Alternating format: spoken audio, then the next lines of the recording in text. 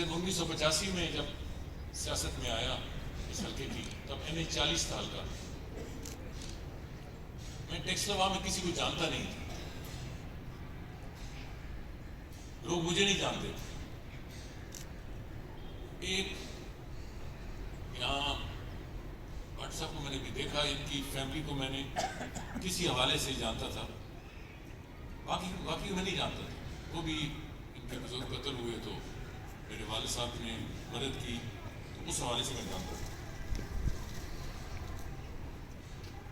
बाकी मैं नहीं जानता था। मगर मेरी टीम बड़ी मुतहरक थी।